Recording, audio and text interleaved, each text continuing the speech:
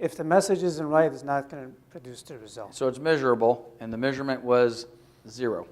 Okay, so either it's just a bad idea altogether, or like you said, you So got to I change have the message. gotten together with some people that are very successful in that field, not just advertising, but real estate, and gotten some input. So I'm going to change the postcard and continue doing that. Okay. Also, looking at Facebook and hotline advertising. What kind of advertising? Facebook It's a number they either, so you get Facebook advertising, a certain group of people, and you create a hotline for them to call back, either recorded okay. message. So some sort of call of action on a Facebook ad. Hotline. Gotcha. Anybody a failure or a double down for next year? Failure, I think, is a relative term. I love failing. I love trying at stuff and screwing it up. He talks about sending out postcards and didn't get anything, and I don't necessarily look at that as a failure. I think if you never did it at all, that was the failure. At least he knows what not to do kind of moving forward. So when I find things that maybe didn't work or didn't work as well as I hoped for, we ran some expired and for sale by owner campaigns at the beginning of the year, and it didn't translate, but I'm in the process of revamping it and getting new postcards. It's not because I'm not going to do it. So failure, I'm kind of iffy on that. Some of the challenges that I think that I've had are not reacting quick enough, not hiring the assistant sooner, not building my team sooner, not doing all these videos, which I'm just like you. I could do 10 times the amount of videos, and I'm just not doing them. So there's timing. I think I do a lot of stuff right, and I wish I would have started 5 years ago.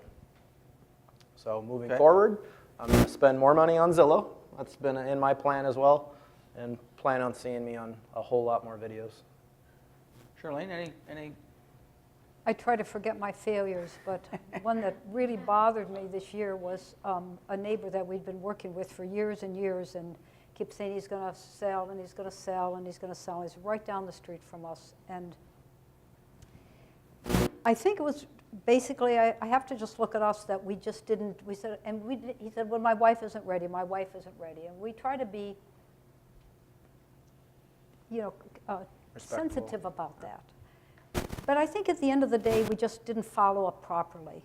Because most of the time, something like that, we'd say, well, let's go over to your house, let's take a look, let's sit down, let's talk. And we just kind of, because we'd see him all the time and he'd pass us and wave and talk and keep us updated, that we just And you lost it to another company. bother. And then it was on Valentine's Day, and Mike said, look who listed their house with somebody else.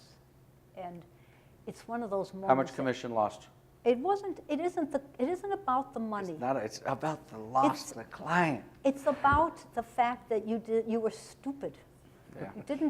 You didn't follow up like you're supposed to. And I've been so long, the three of us, and how many years, 30, 50, 60, 70, whatever it is, 80 years between us all, and to do something as stupid as that, and it was right.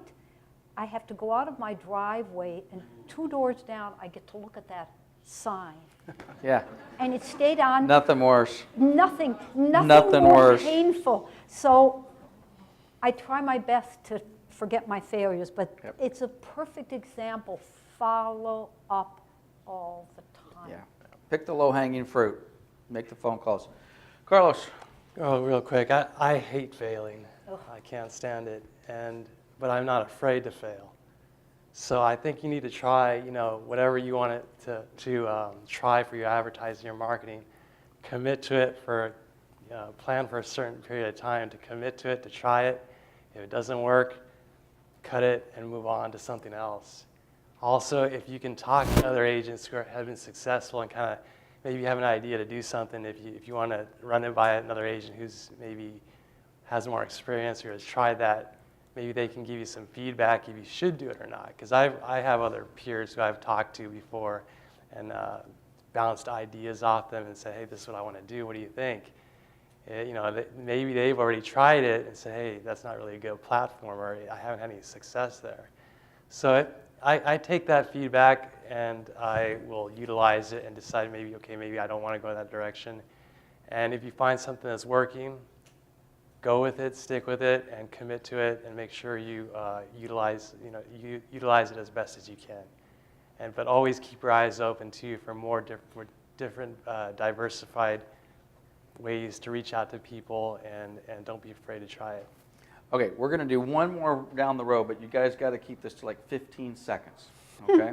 And this may be super easy, or this may be impossible. This may be easy, or this may be impossible. I want to go back to what we were earlier. We were talking about what's your why. Why are you doing this? What motivates you to start at 6 a.m., go till 9 p.m. on 100% of the time? So let's start with Carlos. Come down to Fred. What's 15 seconds? What's your why, brother? My family, first and foremost, is my why. I also have a very strong competitive, drive. I want to be the best, the top, and I'm always working towards trying to be the top of whatever I do. Okay. I was in athletics when I was a kid, and it's always about winning. You have to win. Second place. There's no second place for me. So there's a competition. Exactly. You got to do it, and you got some kids in the family. And it's an internal competition too. It's Right. like you can't look You at other against people. It's it's like a golf game. You're always trying to do your best and exceed your last score. Got it. Charlene, why are you doing this? I believe that the three of us give the best possible service to people to help them with the biggest financial investment they'll ever make in their lives. And I honestly don't feel that there's anybody out there, and I know this sounds very boastful and not very humble, but I feel that there's nobody that works harder than the three of us to make certain that that happens, and that those people are happy and they've got a beautiful home, or they've sold their home, and they go away knowing that they've done their best and we've done their best for them. And that kind of joy is, for me personally, I sail on that. That's what I live for. And that may be difficult for you to say out loud, and almost feels like a little conceited or a little boastful, but I think we all need to feel that way. You all need to feel that anybody out there working with anybody other than me is getting the shaft. They're not getting this. They're not getting the service. I am the best, absolute best person for them to work with, and you have to project that in a form of confidence, and in your own way articulate. And they know, they can feel that too, that we care about Yep. them. You keep their interests at the forefront. We've told people not to sell. We've told people not to buy. We've talked ourselves out of more sales you can even imagine, Yep. because we don't feel that's the best buy for them. And the sooner you can get to that attitude that I am the best and nobody can touch my service and the way I handle my clients, the better. And again, if you're brand new, that's going to be tough. More studying, more hard work, more sweat.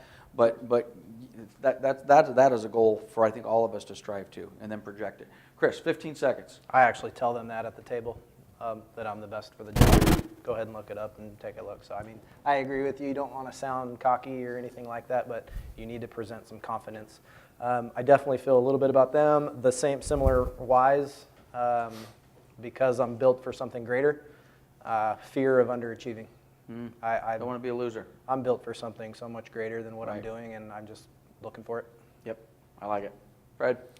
My drive comes from my desire to replace my job with a business, and that applies to this business. If I can't work on the business equally as I'm working in the business, then I'm just slave to another job. So I decide that I'm going to continue working to improve this as a business, whether that means assistance at this time or team, and taking advantage of the great team that we have. And that is my desire to have work to be part of my life, but not my life. I like it. Okay, guys, let's give them a hand. Fantastic. Follow their social media. There was a question I wanted to ask Charlene, and maybe if she comes back, we'll talk to her. She has a couple of clients, institutional clients. She does business with Claremont College and such, and I wanted to chat with her on how she not only got that client, but how you maintain a client like that, because that's a whole different level of business, and you kind of land one of these whales, and if you treat them right, they can feed you for a very, very long time to come. So at any rate, here's a couple more prospecting things, kind of to get to tie in what we were talking about before, but I'm going to talk extremely fast and try to hit the highlights here, and we'll bring this to an end here. Okay, so this is the deal. How quickly do you respond? Are you calling your people back? When do you call them? You know, are you responding to your calls, your texts, your emails? You know, this is a sales business. On one of those slides earlier, it was talking about how do I keep my clients? Well, one of the way I keep my clients is I make them feel like I give a crap about what I'm doing, and part of that means I return their phone calls in a timely fashion, texts and emails. Guys, let's face it. Everybody's expectations are up here now. I mean, they want to be responded to immediately. So the quicker you can do that, the better. I had literally an epiphany probably 10, 11 years ago with one of my REO accounts. And in the old days, in the 90s when I did REOs, it was kind of nice because the banks closed shop at 5 o'clock on Friday and they didn't open up until 8 o'clock on Monday. So I knew if it was after 5 o'clock or on a weekend, I didn't have to worry about it. Well, then the next cycle came around and I noticed I got an email on a Saturday or Sunday. I got an email on a Sunday morning around 10 o'clock that says, hey, Lance, I need an update on something. I'm like, oh, boy, this is interesting. This is new. I never used to have my clients email me on a Sunday. This particular client wouldn't email me. If they didn't email me on Friday, they wouldn't email me till Monday. So it's 10 o'clock on a Sunday morning, and I saw it. I saw the email, but I'm like, geez, I'll catch them later. I got a at noon on Sunday, all caps, second request. Any guys ever seen any of those emails? What are they telling you? Dude, where are you? How come you haven't, On Sunday, 2 hours later, I got the bold all caps second request, and I'm like, things have changed. Things have changed. And I think we can apply that to all of our clients. Whenever we used to be able to get away with, I'll call them in the morning, or I'll respond to that email later, or text. When do we want texts responded to? Pretty much now. Pretty much now. So I would suggest that you put into your plan, how are you going to communicate with your people? You're spending $1,000 a month on a Zillow lead. If they call you, since you're paying for it, I'm assuming you're picking up that damn phone immediately. You're calling them back immediately. Some tools. What's your IT plan? What's your technology plan? Do you have a technology plan? Are you spending any money on technology? Do you have the best iPad that you possibly can have? Do you have the best phone? Do you have the best laptop? Do you have your own connectivity? I joked earlier about, oh, geez, the Wi-Fi at the office went down and the printers broke. Okay. Now, granted, yeah, we need to provide that. You should have your own internet connection. You should have your own ability to. You never want to be down because there's a problem with IT. Do you have a plan at all? Okay, this is a little break. Okay, so next section we're going to talk about is goals. Okay, talk a little bit about goals. I'm a big martial arts Bruce Lee guy. Back in the day, I was, the fact that I'm doing this is amazing. I wanted to have my own martial arts studio and do all that sort of stuff. So, anyway, a goal is not always meant to be reached.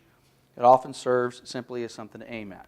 I don't know if you subscribe to that or not, but I do think we need to have some goals. I'm not the Tom Ferry goal guy. If you were at a Tom Ferry session right now, we'd say, okay, how much do you want to make? Just put a number in your head. How much do you want to make in 2018? And then Tom would say something like, okay, whatever that number is, take it and double it. Okay, well, add a zero. Maybe I haven't been to Tom in a while. It used to be double it. So, geez, I wanted to make 200 grand. Now I got to make 400 grand. I wasn't sure I could make 200 grand, but now 400. And then he would say, and now do what? Double it again. So now my $200,000 goal now just went to an $800,000 goal. And for me personally, I'm like, okay. I don't know how that works for you. If that works for you, that's great. Or if you want to take your goal and put a zero on it. But at least you want to have something to aim at. You want to have it in writing. You want to be able to take a look at it. And in my opinion, all your goals have got to be something that's realistic. If you truly don't believe you can do it, if you don't have that competition in you, if I don't do it, I'm going to fail. My kids joke with me because I have a goal, Baja 1000. It's been on my business plan. I am going to enter and race in the Baja 1000. Now, I've had that on my business plan for probably 5 years. They laugh at me like, you ain't doing it. Okay, suckers, you keep telling me. Unless I drop dead before that, I'm going to enter and race in that frickin' race at some point soon. Is it going to be this year? No. It's going to be next year? I don't know. But anyway, I'm going to do it because I'm committed to it. Okay, so what are the goals? By the way, goal setting is not business planning. They're totally, there's nothing to do with one another. Business planning, I have a goal. My business plan says, how am I going to achieve that goal? All right? All the plan says, what am I going to do? What action am I going to take to do that? And again, I am going to talk super fast, guys, so we'll kind of put a bow on this and we'll do some one-on-one stuff later. So what's your income goal? Yeah, that's kind of important. Part of this is I need to make X amount of bucks, so let's set what our income goals. I don't care what it is, 50, 500, 5 million, 50 million, okay? But let's set a goal. However, whatever the goal is that we talked about earlier, the math is important. You have to do the math. So many of us are wandering around and not know what the hell's going on, and we're just figuring, I'm gonna meander my way there. So at any rate, let's make some assumptions, okay? If you're brand new, we're going to have to make some guesses, okay? If you're seasoned, then I want you to take what you did in the prior 12 months. So in other words, if I've never sold a house, I'm brand new, I just got my license in September, okay, well, we're going to make some guesses for you, all right? And we're going to, by the way, we'll need to do this. You can work some numbers up on your own, but we'll need to do some one-on-one stuff. If you're seasoned, you know what you did in the last 12 months. So you take that number, and then we're going to project it. Now, if your number last year wasn't what you wanted, well, I don't care. Your number last year was your number last year. So if you normally do 20 houses a year, but last year you did 8, well, then we're going to assume that you did 8 closings. So we're going to play with some numbers. So this is a little bit of a case study. If I take 12 listings, how many do I actually close? These are important numbers. So in this particular case, for whatever reason, I took 12, I only closed 10. That's an important number, and I want to know why. The 2 listings I took, I didn't sell. Okay? Now, if I had 4 more hours to do this presentation, I would go off on a tangent about that. But it is important. If you have a goal to take 12, you should have a goal to close 12. Are we going to lose one every now and then? Of course. The losing, it's not the problem. The why. Why did we lose that? Did we lose it because we didn't put the sign on the yard at 12 o'clock the next day and they fired us? Did we lose it because we didn't call them back? Did we lose them because we took it at an overprice and we never could have sold it in the first place? So I'm not so concerned about what the spread is. I want to know what the why is. And if you're taking 12 listings and only selling 6, that's a lot of time that you are just burning and burning and burning, and that's bad business. So I didn't close 2 listings. What's my sales price? Very important. If you're going to have a goal, you have to know what your average sales price is. You cannot sit back with a $100,000 or $500,000 income goal and not have an idea of what market am I going to be targeting, what price range am I going to be targeting. The $100,000 condos in Moreno Valley won't work. There's not enough of them, and you don't have enough time or a big enough team to achieve your goal. So you have to have a sales price. That doesn't mean that if your average sales price and you want to be as target as $350,000, that doesn't mean you walk away from the $100,000 low-hanging fruit, okay? But you got to be careful, because if you have something that's presented to you as $100,000, what does that $100,000 listing bring you? More $100,000 listings. I've got a $100,000 sign. People are going to potentially be reaching out to, oh, you did such a good job on Joe's condo. Would you sell mine too? Oh, shit, I got another $100,000 property. Now, oh, hey, you want to hold an open house on your $100,000 condo? The seller's going to expect you to hold an open house, right? Well, my goal is $350,000. So you got to be very careful with what your target is and the type of business you're looking at. If I'm working on the buyer's side, I write 12, I get 9 of them accepted and 6 of them close. Is that a realistic average? That actually might be optimistic. In this market, writing 12 contracts and getting 9 of them accepted, would we be happy with that? I might be, just because right now there's a lot of multiple offers on that. But that tells me I got to write 12 contracts to close 6 transactions. I need to know, if that's my numbers, I need to know that. And if I'm running a team and I have buyer's agents out there, I need to know that for my buyer's agents. How many contracts do we have to write to get them accepted? Okay. And by the way, this I can kind of live with. The market's tough, inventory's low. I'm not going to get every offer accepted that I write. This is unacceptable. To have 1/3 of your open escrows or accepted buyer contracts fall out of escrow, that's about the only thing worse than 1/3 is half falling out. The only reason that you would have basically 1 out of 3 transactions fall out on a buy side is because you're not doing your job. You cannot say what Charlene just said a moment ago. I'm the best agent for you. You're either failing your client, your team's failing your client, or you're just pressing a client that you shouldn't be pressing. You should be potentially walking away from that. So with that in mind, let's take a look at a few other numbers. This is the big hurt, guys. This seems to be so difficult for so many of us, but again, we just had a few people on the panel that say, hey, commission is not as big of a challenge as maybe we make it into an industry. This is on a $350,000 sales price. I just chose that just because. GCI is gross commission income. I list a property at 3%, I get 10 grand. Well, I decide to discount my commission. Well, quarter point cost me almost $1,000. Oops, a half a point cost me almost $2,000. Oops, 3/4 a point, a full point. Okay? Is there a big difference there? It's a 30+% difference in income. Obviously, because I just discounted my commission 33%. So if I want to make X amount of bucks, I need to determine what commission I'm willing to list those properties at. We just so willy-nilly come in, and I get calls all the time. And by the way, if you call me and the conversation goes something like this, hey, I'm working with Mr. and Mrs. Smith, and I really like them, and they really like me, and if I sell this house, they've got 2 other houses that I'm going to be able to sell, right? But they want to do it at 4.5. What should I do? I'm like, you know your client better than I do. If you want to list it at 4.5, list it at 4.5. But what does your business plan say? And by the way, there's a difference in listing at 4.5. Are you listing it at 4.5 where you get 3 and you're offering 1.5? That could be a problem. Are you splitting it 2 1/4, 2 1/4? How are you doing that? But you have to know the math. What does that mean to my income? Well, what it means is I got to go in and ask Lance for a larger commission split. Right? Let's be honest. Like, oh, I got a couple of banker fees, and I got this, and I got E&O.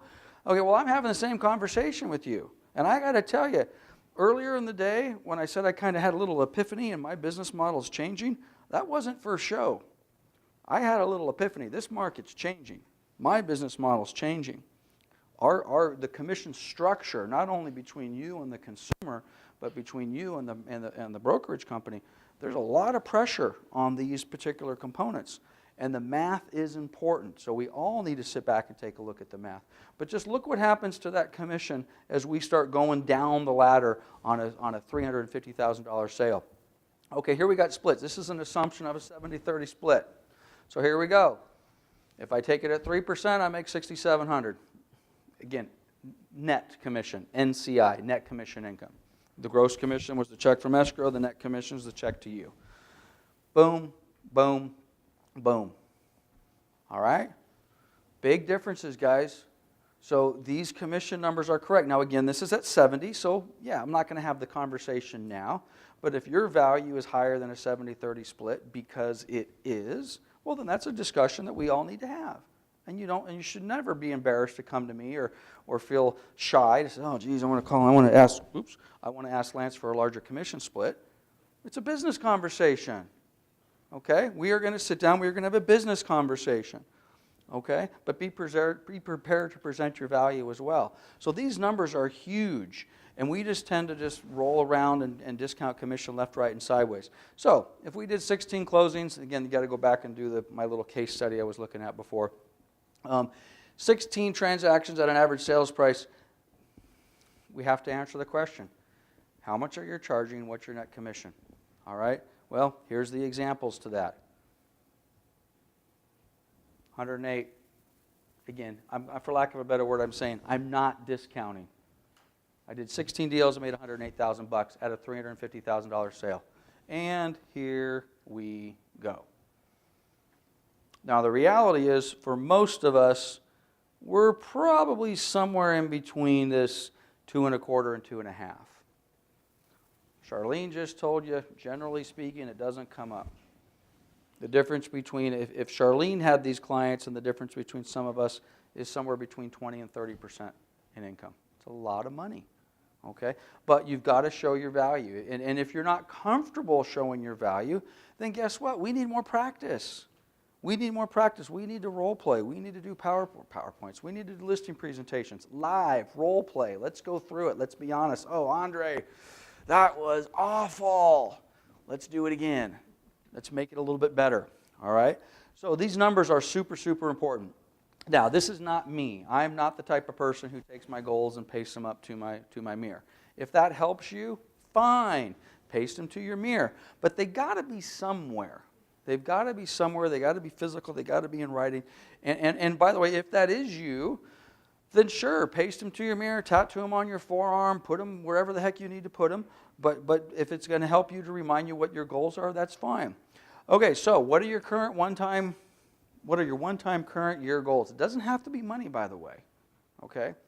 And by the way, sometimes reaching these goals ain't all that. Okay, it's going to sound like I'm bragging here a little bit, and maybe I am, but in 2008, my team closed 386 homes in 1 year. Yeah, Chris. I got to tell you, it's kind of a big deal. And years before that, if I had thought, oh my God, one closed escrow every day of the year for an entire year. Obviously, we didn't close Saturday, Sunday, which meant we closed 2 or 3 on some days, right? 380 transactions in 2008. Whew. Look at me. I got to tell you, January 1, whatever. It was okay. But you know one of the reasons it wasn't that big of a deal? Because there were a lot of foreclosures. The sales prices were, in most cases, below 150. The commissions were below 1.5%. The amount of work it took to do that was ridiculous. It would kill an average team, okay? And I didn't feel all that great about it. It was kind of like, the number was cool, but the amount of money that was left in my pocket, and granted, it was good money. I'm not saying it wasn't. But it was like, shit, you know? So these goals, there has to be a why to this. And by the way, in that particular year, that was not the goal. January 1 of 2008, I had no idea that I was going to, our team, I didn't do anything. The team was going to be in a position to close that many units. So what's your current one-year goal? Is it meaningful? And by the way, don't be disappointed if you reach it and it's a little hollow. That's the one problem with a lot of these income goals, guys. If you've got an income goal and you're like, oh, I just can't wait till I reach 100 grand, I can guarantee you when you get there, it ain't enough. Oh, geez, if I could just make 300 grand, I guarantee you when you get there, 300 grand ain't enough. It's got to be more than just making the money. I don't know who my wife stole this from, but we've been joking for 30 years about this. You know, the more you make, the more you spend, never enough, never enough. That's kind of our little saying. The more you make, the more you spend, never enough, never enough. And believe me, I hear that regularly. Okay? Never enough. Okay? So there's got to be a why to it. So what are the ongoing long-term goals? What are your personal goals? Again, I want to do the Baja. I want to lose 30 pounds, whatever it happens to be. Is there something that's actually meaningful to you? What do you ponder? Part of my business, by the way, we're putting this in the context of a business plan. So in the written business plan, let's go back for a second. I'm just not putting these numbers up just to say an exercise in going through numbers. I'm putting these numbers up because you have to decide what your numbers are. The math is important, okay?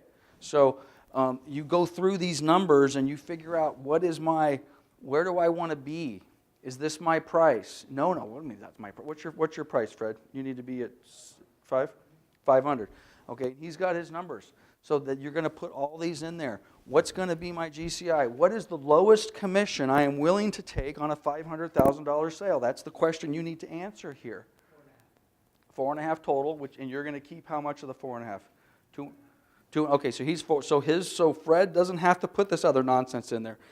Or maybe he is going to put the other nonsense in there. He's going to highlight in bold, I cannot take a listing at $500,000 for less than 4.5, or I don't retain at least 2.5. Period. That's it. And he sticks to it. And if you vary it, do we go off our plan? Of course we go off our plan, but we know it. And we know what sort of impact that has. So all of these numbers are not just, these all need to go into your plan. What's my price? And by the way, you may have a different price for your buyers and your sellers. The reality is, though, if you're selling $500,000 listings, you're probably working with $500,000 buyers. That's just really all there is to it. They tend to correlate quite nicely.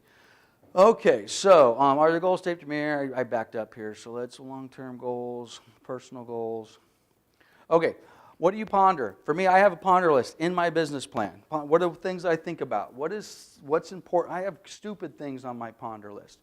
The gentleman that, well, it's public record, so the gentleman that I purchased Coldwell Banker Town and Country for, who I respect highly, the fine man, well, that fine man spent some time in prison after I bought this company for him for some business deals that didn't go so well, real estate business deals. Man, that weighs heavy on me.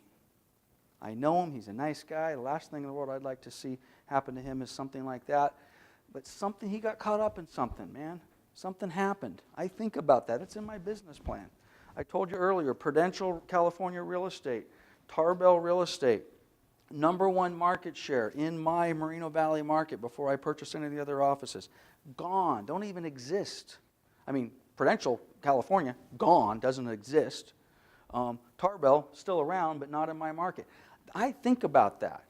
And these are smart people. Don Tarbell, he's probably one of the most brilliant real estate minds in Southern California. Okay, how come he did not survive in Moreno Valley? Why did I? Am I smarter than Don? I don't think I am. Am I working harder than Don? I don't know. I kind of feel like Charlene. I don't think anybody works harder than I do. But maybe that's a little self-serving. Okay? But I think about that stuff. So I would suggest you all kind of have a list of just things that kind of float into your mind. Put them onto your business plan. You know, again, keep a ponder list or a mind dump list. I have a lot of that. This is a Glenn Ross thing, has to do with leads. We're going to blow by that. Okay, going to talk a little bit about budget. Get QuickBooks. We already talked about this. Get QuickBooks or something similar. Okay, if you don't have it, and best I could tell, there was only 2 of you in here that had some sort of accounting system. Get it. Don't forget 1099s. We're 1099 employees, in case employees. We're 1099 contract individuals for tax purposes. We are not employees. For those of you who have been doing this for a while, it's almost invariable that you've ran into some sort of tax problem because we didn't have the discipline. When we got the check for $18,000 in GCI, we went and we spent the $18,000 in GCI, and then the tax man cometh and they want their piece and we don't have it. Be smart about this. There's nothing worse than having the IRS chase you around, okay? And they will, especially if you start making some real money, they will chase you, okay? They've chased me, and I don't like the way it feels. So make sure you budget for that. Make sure you have a good accountant. You cannot do this yourself. In my opinion, unless you have an accounting degree or somebody on your team or a spouse or family member does that, but I don't think that's a good idea either. Get somebody who knows the numbers, knows how to run the numbers, and make sure you're prepared for that. IRS is no one to fool around with. Once again, who's your accountant? Super important. Work closely with them. Take it from experience. I didn't always do that, and it's painful. Get somebody that you trust. Work closely with them. Especially if you're making a lot of money, okay? If you're only making $30,000 doing this, to be honest with you, don't worry about it, okay? We all have goals to make more, right? So if you're making some serious money, we talked earlier about incorporating, man, oh man, I got to tell you, incorporation is the way to go when you're in a self-employed business. There's different ways that we can pay you. I made a mistake last year and I implied that I could just pay you as part of your corporation. Can't do that unless you're a broker. But incorporating, putting your assets in your corporation, paying everything through your corporation makes a lot of sense when it comes to doing your taxes next year. Okay, how much are you going to invest in your tools? How much are you going to invest in your marketing, prospecting, training, et cetera, et cetera, et cetera? What part of your income are you going to invest in those things? Okay? This new contact management program I have, all in all, it's not that expensive, but it's a lot more expensive than the last one. Okay? Instead of spending about $5,000 a year, this one's going to cost me about $10,000 a year. plus, plus, plus. Just getting the thing switched over, so far I'm into it for almost 30 grand for a contact management program. Yeah, a lot of money. But I have a plan, and I think my plan is right. So obviously I don't want to spend 30 grand to make less than 30 grand. I want the efficiencies and all the rest of that. But all that stuff has to be thought out. Who do you work for? Again, yourself, 1099 from Coldwell Banker, or your corporation. Get that stuff figured out. It is important. Or if you are, I don't know if Chris, who other than Chris, who's incorporated? I only saw Chris raise his hand. Oh, Fred's incorporated? Okay. Well, ideally, this is what I would suggest. I pay Fred $18,000 gross commission or net commission. Okay? How he gets that into his corporation, again, I'm not a tax guy, okay? But that money basically needs to say, I'm ABC Corporation, got that money. Fred takes a paycheck. Whether he pays himself the 18 grand or whether he says, I just need $3,000 a month to live on, I would suggest you do that, and I would suggest you W-2 yourself. Okay? Taxes are getting withheld. IRS is happy. People are keeping a less of an eye on you. But it is important. So again, as you start making some more money, take a peek at that. That's Jack Lemmon picking up a phone, part of my Glenn Ross theme that we kind of lost. Okay, what are the tools are you using? CB Exchange has some Coldwell Banker stuff. That's great. CBX, John mentioned it earlier. We all kind of just gloss over it. There's probably only one or two of you in the room that are using it. Oh, man, this is great and it's free. Use it. For most of you, you do not have a better presentation tool that's as efficient and clean and professional as what this is. Take advantage of some of the corporate tools. You're paying for this brand up here, guys. You're paying for this. Okay, here we go. Some dirty laundry, some things I probably shouldn't say in the open mic, yet alone on camera. I'm going to say it right now. That brand has value. Or does it? Okay, thank you. Thank you, Fred. Thank you. He said it does. Okay, this is my concern. This is affecting my business model. This is affecting things that I ponder. Will that brand have value a year from now, 5 years from now, 10 years from now? Because of our marketplace, because of companies like Purple Bricks, because of companies like Redfin, because of you. Will you as an agent see value in a brand or not? These are all very, very important things that we need to consider as we go through. But this is the deal. There's lots of, that Coldwell Banker Global Luxury stuff, they've spent millions and millions and millions and millions of dollars on that. And I got to tell you, I feel like I got to get a hammer out and beat you over the head to say, take a look at it and use it. I know you don't have anything that qualifies for Global Luxury. It doesn't matter.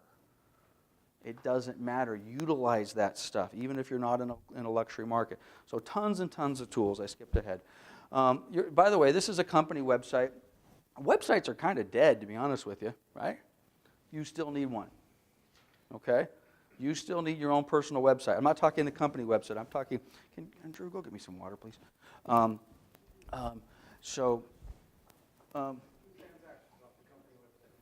Did you hear that? Chris said 2 transactions off the company website this year, which is probably more specifically from his profile page on the company website, but it's the same thing. Utilize the tools. These are things that are, and by the way, it has to work. Thank you, John. It has to be a website that works and is functional and professional and all the rest of that. So use the tools, including your own, whether it's a CBX one or not. If you do not have your own personal YouTube channel, shame on you. Most of you in this room have worked here long enough and have heard me say you need your own personal YouTube channel with your content on it. Steal our content, that's fine. Steal content from Coldwell Banker Corporate. Steal content from Tom Ferry. Steal content from whoever you want. But you need to have an up-to-date, state-of-the-art YouTube channel with nice videos, so on and so forth. Yelp. Carlos looks like he bailed out. This was Carlos. This was a year ago. 24 5-star reviews on Yelp. I ain't joking, folks. This is real deal. This is money here. These are transactions that you need to be prepared to take advantage of. Syndication. We spent a lot of time talking about Zillow. We need to take advantage of it, whether you love it or not. Who likes to write? If you're old school and you like to write, don't write it on paper anymore. Put it in the form of a blog. Okay, I'm terrible at that. Okay, that's not something that I excel at. But having a blog, if that's something that you're good at, which is kind of an old school thing, let's sit down at the typewriter and kind of dump my thoughts out. Well, let's take advantage of the blogs and create a blog, create a podcast, whatever it happens to be. I'm going to do a podcast. I'm thinking along the video is kind of cool. Podcast obviously doesn't have video to it, but I'm going to start putting together a podcast for the company. This is where I think Chris got his 2 transactions this year. Coldwell Bank. Does that look like a realtor or what? I still think Steve is the best looking realtor. If I'm a consumer and I just land on Steve's page, that just says I'm a realtor and I want to do business with you. So, at any rate, Steve's not here. He has no business plan. So next, which by the way, all kidding aside, this is your Coldwell Banker profile page, which you are paying for. Okay? Chris just said I got 2 transactions this year from the website. This is what he's talking about. If you don't have a nice picture, your proper phone number, your email, and by the way, guess what this is tied into? Zap. Oh, there he is again with Zap. I'm telling you, it's there. There's money to be made. John does some stuff on apps. There's just tons and tons of real estate apps out there. Again, more Lead Router, more Zap. Just take advantage of SkySlope. We're rocking and rolling with that. We talked earlier about the crisscross Haynes directory. With the exception of Fred, who's using the Haynes directory? Our newer agents, who I apologize, I didn't know their name. Who were those 2 new people in the back? I think they're from Claremont. The lady who raised her hand and said, I'm new in September?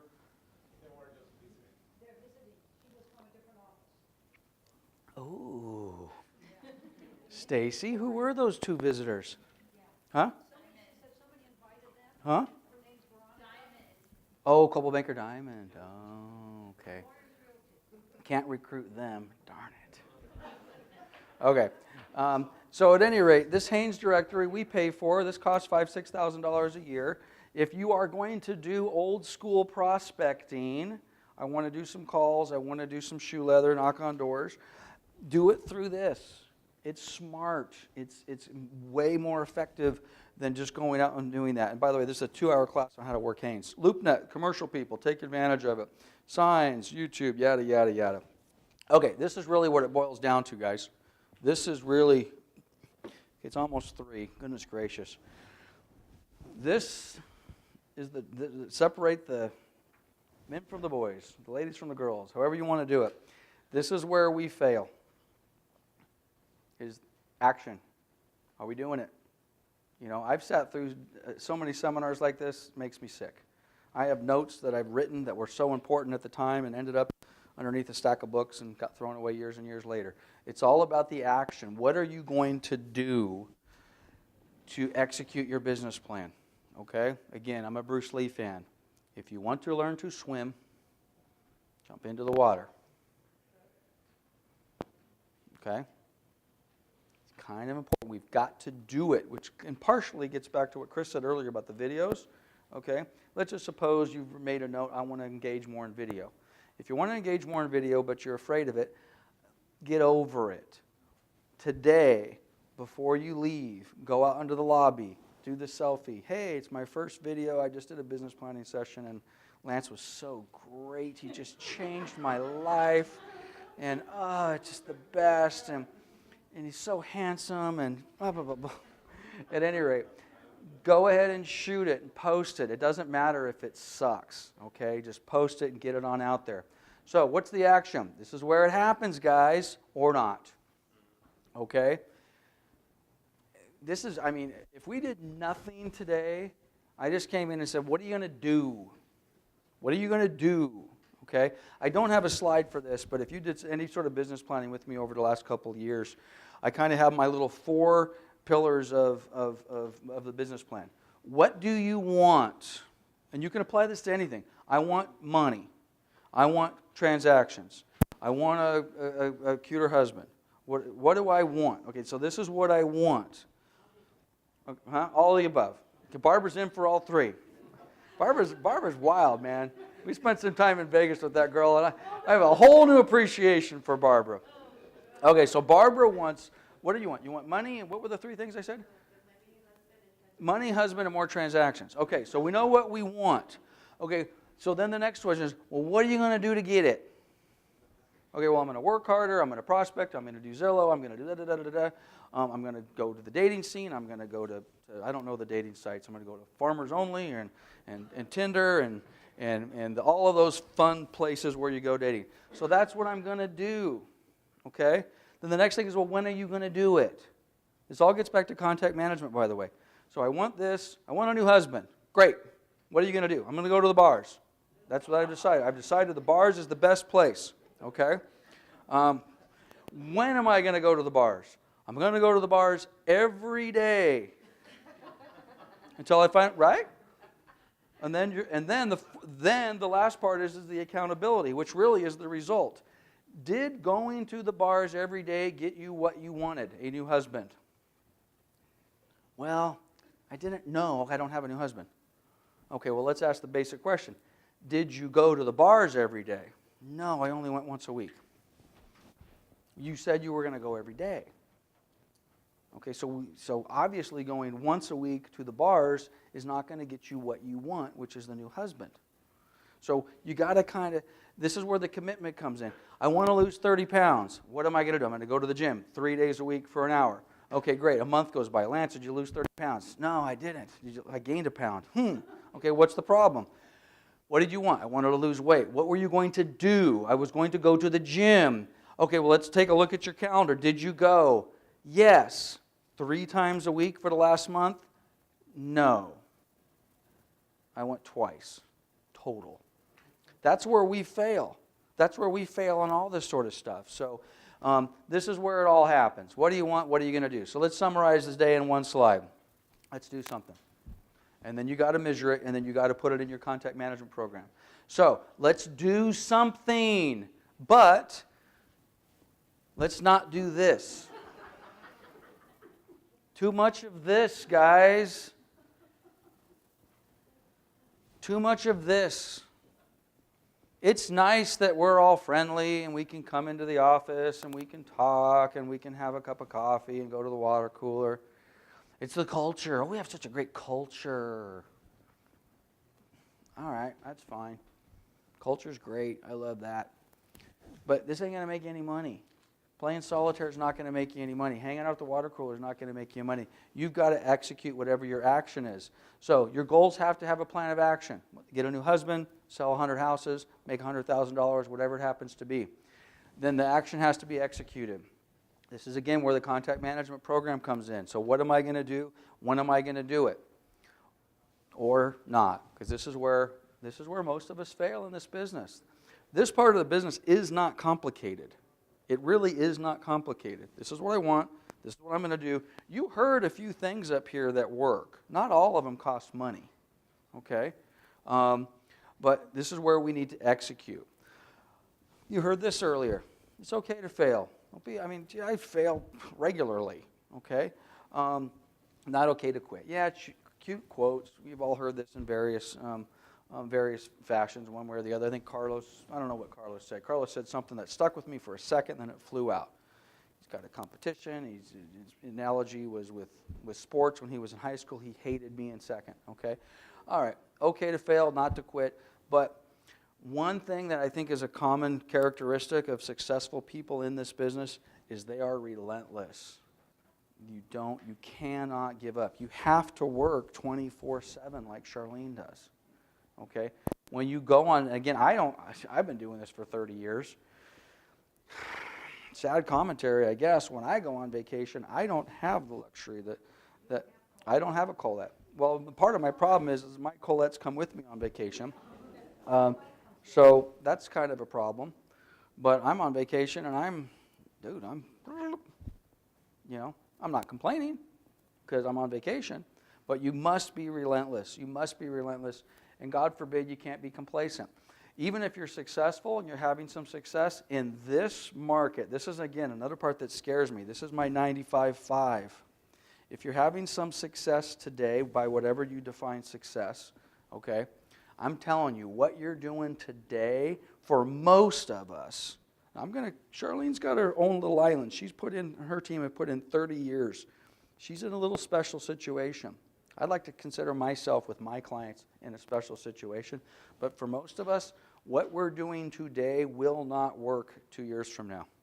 It's not going to work. We just can't sit back and be complacent and kind of rest on our laurels, so to speak. We've constantly got to be taking that next step and seeing what's going on.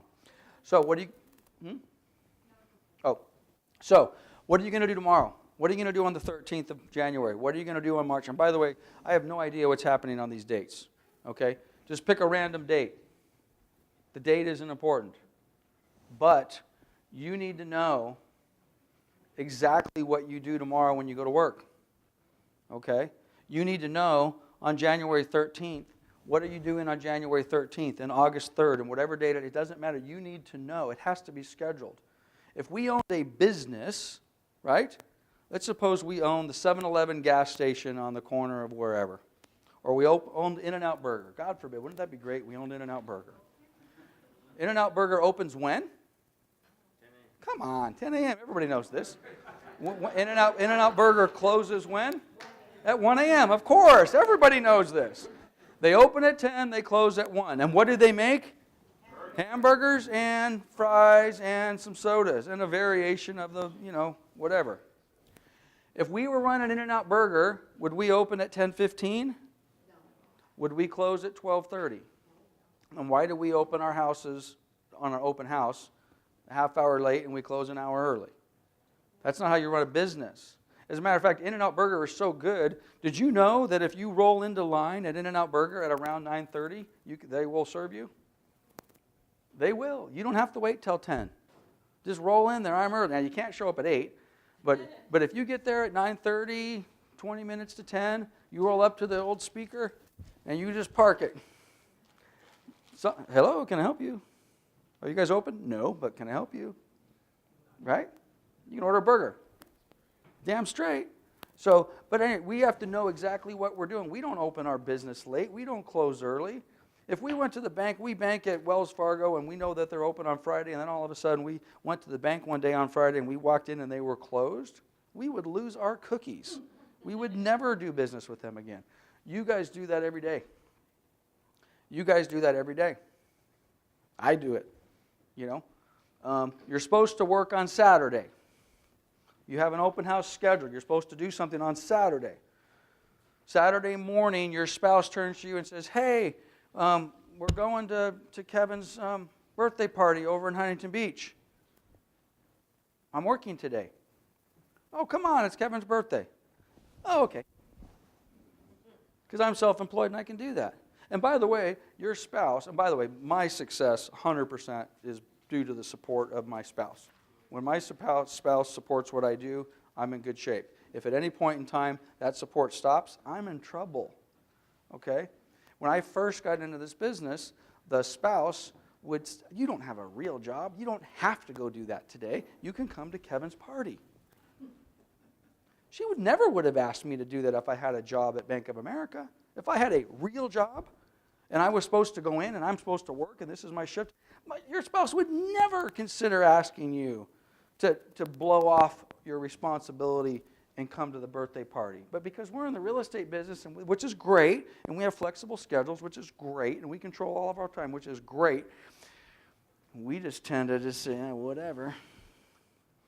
Now, I'm using the example on Saturday, but what about the example of when do you start work? By the way, Carlos says he starts at 6 and goes till 9. Do you believe him? I do. I absolutely believe him.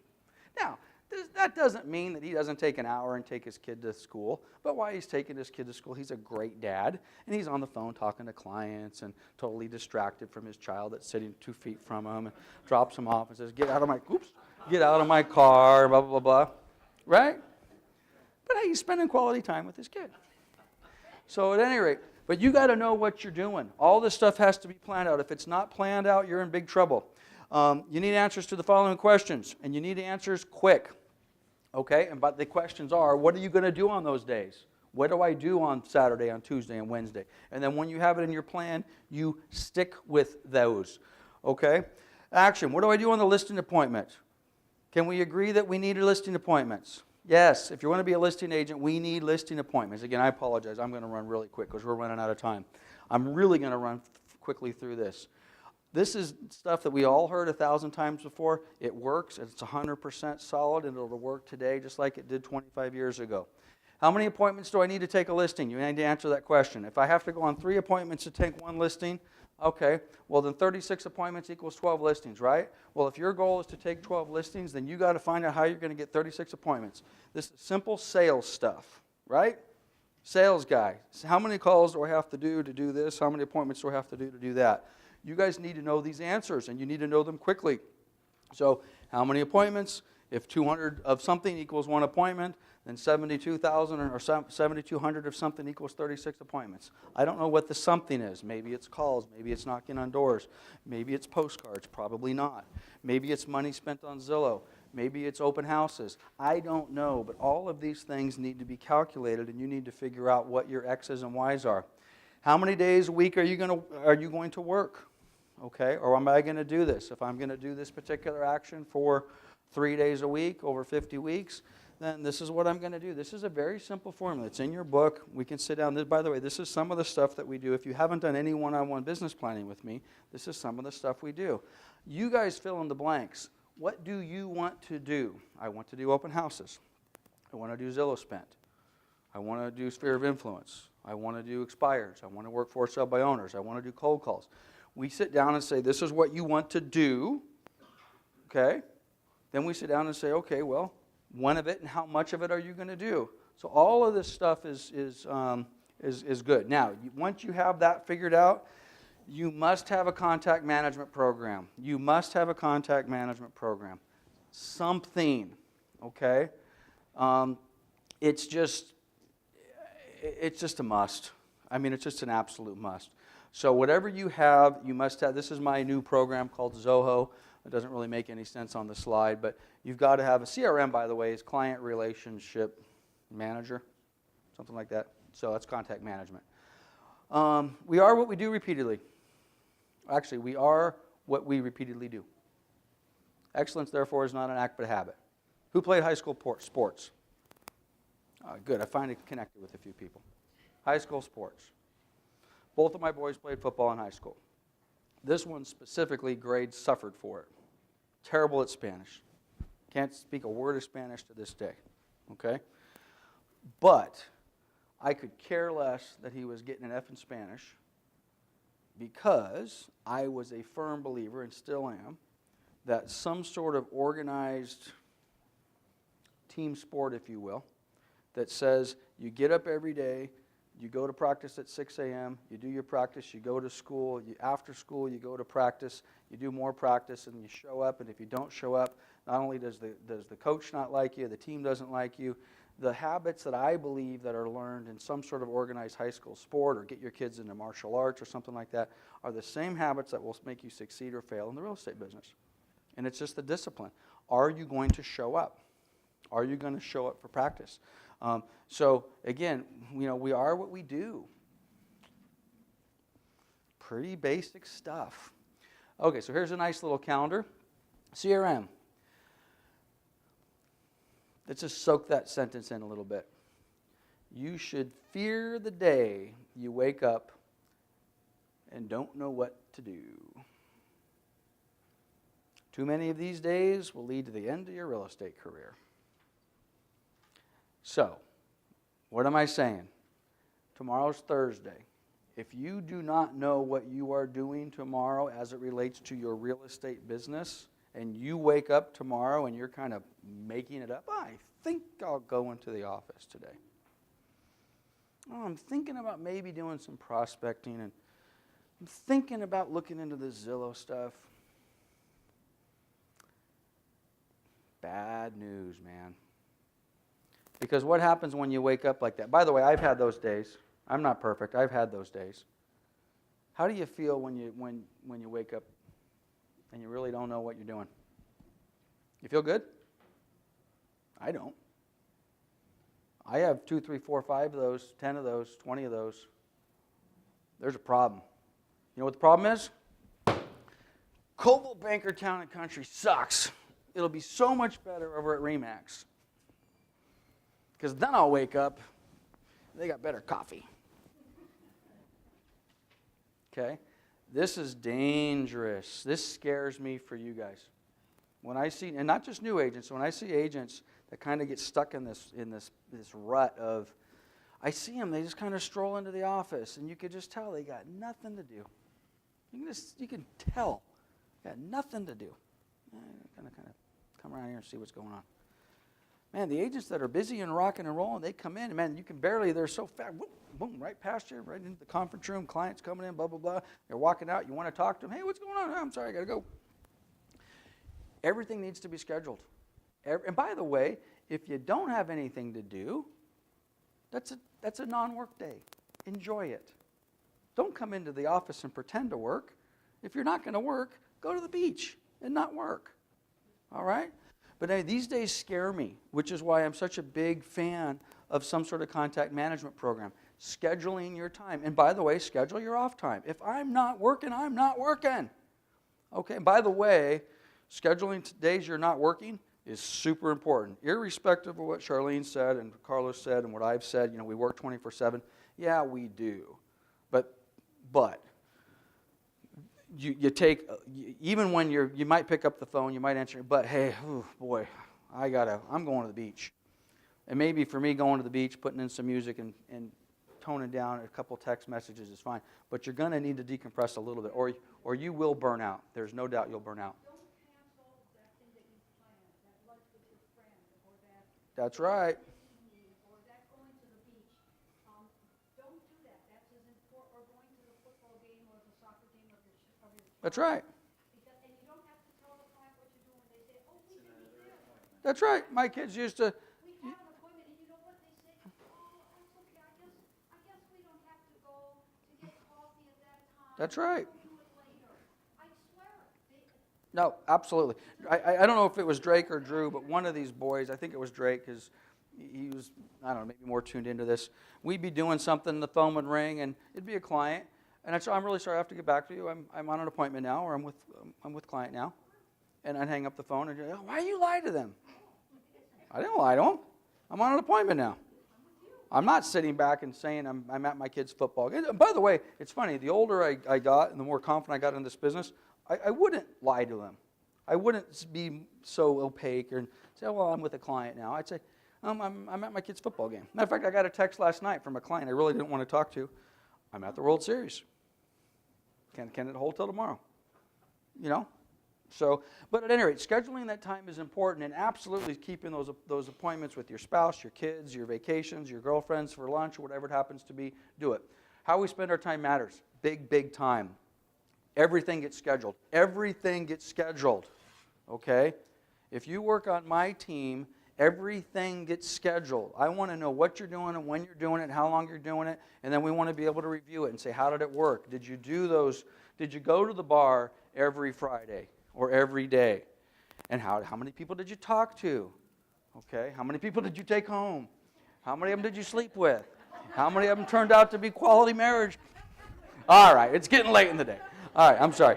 So everything gets scheduled. In my office, if somebody calls my office and says, hey, I want to talk to Lance, okay? If I come in and my receptionist says, here's a Post-it note, here, call Sally back. They don't do that. You know why they don't do that?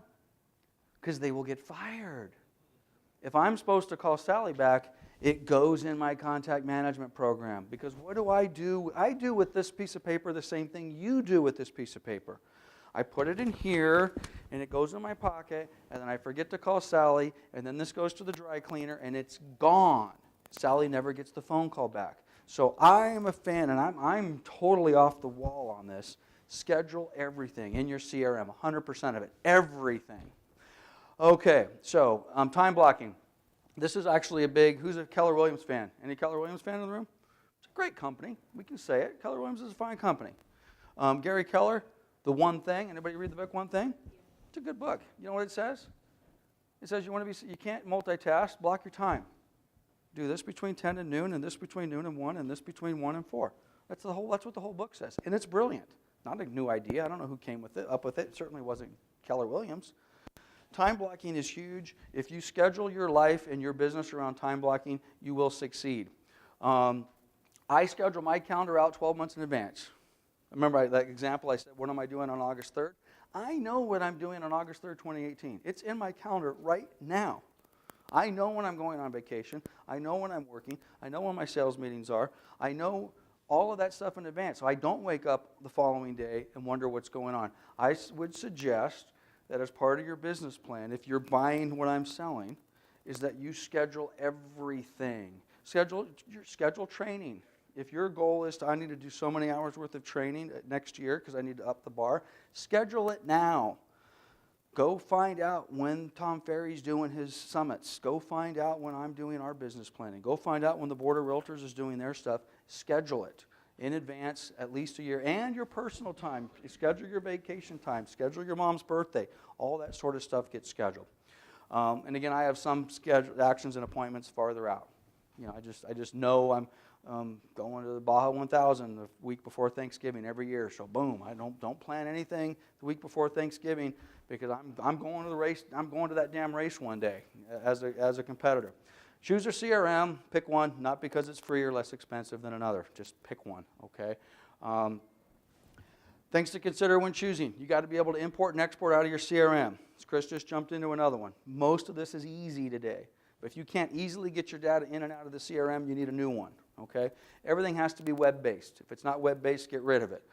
Simultaneous users. You've got to have simultaneous users. If you can't have, especially if you're building a team, simultaneous multi-access user. And it's got to be easy to use. If it's not easier to use, you're not going to use it, okay? So pretty basic stuff. Who's the coach? By the way, what are the tickets going for now? Anybody checked? Are they below $700? We got to check on this. We're running out of time. Okay. Coach. To coach or not be coached. Okay. Do you need a coach? Do you want a coach? Who would like to use the flu pounds? We already used my silly example. Do we all know how to lose weight? Yes. Do I need a coach to help me lose weight at the gym? Maybe. I know how to do it, but if I ain't doing it, maybe who said that? Mike said, I'm going to schedule. But even if I schedule it, she's going to the bar every day. It still is not working. You need a bar coach. You need a bar buddy. You need a wing girl. Somebody to go out with you and say, Barbara, we're going to get this guy. We're going to get the right one.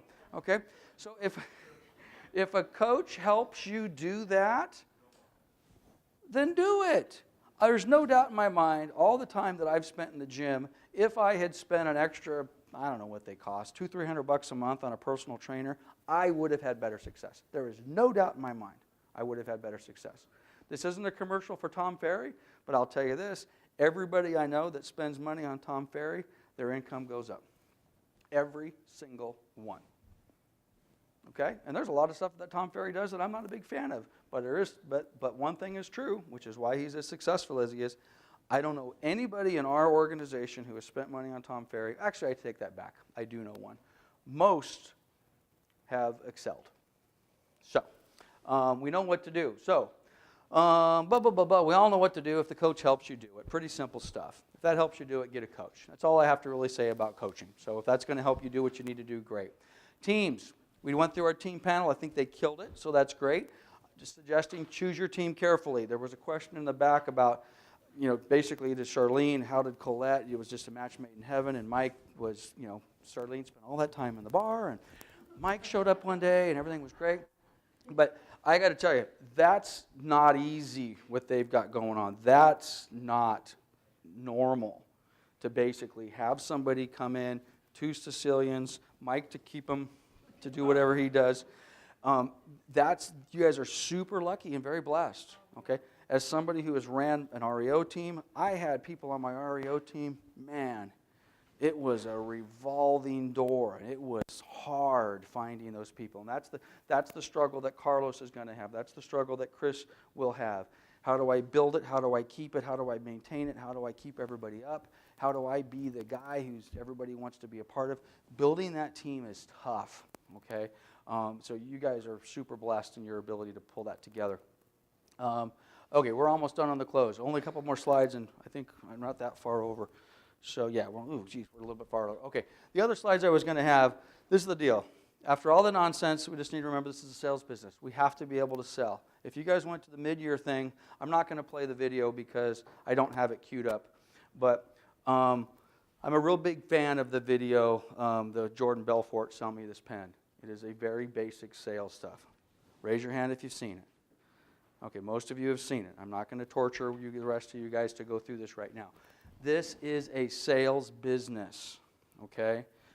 This plan is nice. All the accounting is nice. All the numbers are nice. All the contact management is nice. But at the end of the day, you can be a rock star with all that. If you have no ability to sell, you're going to be in trouble, okay? Or you'll do okay. So anything you guys can do to enhance your ability to sell this product, which, by the way, the product isn't real estate. What are we selling? We're selling ourselves, man. I mean, the houses take care of themselves. You have to be able to sell you. You have to be able to, Charlene just walked out, you have to be able to convince the client what she said is true. And if you remember what she said, it was, I am the best, hands down. If you can convince your clients that you are the best, hands down, the rest of the stuff comes easy. Okay, so I think we're done. Wow. I'm about ready to pass out right now. I really feel like crap. So anyhow, I hope you guys got some value out of that. We're going to close with the following. Okay, thank you. Okay, we're going to close with the following. I'm already doing some business plan with the business planning one-on-one with several of you. Okay. Pardon me? Well, I don't know about all around, but I don't know. Meet us at the bar. We'll figure out how that goes here.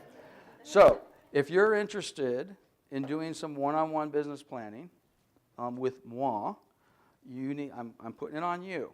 Okay? Shoot me a text, shoot me an email and says, okay, I think there might be something here for me. We will set up some time. If we've been doing some planning but we've fallen off over a month or two, shoot me a text back and says, hey, it's time to kind of reignite this sort of stuff. And I'm going to be setting, I actually have already set appointments for tomorrow and for Friday. But, by the way, we don't take off because it's Thanksgiving coming up, and we don't take off December because of the Christmas holiday. So you guys want to set some appointments this month or into December, we'll set some appointments and we'll rock and roll. So anyway, thank you guys for being patient, and we're done.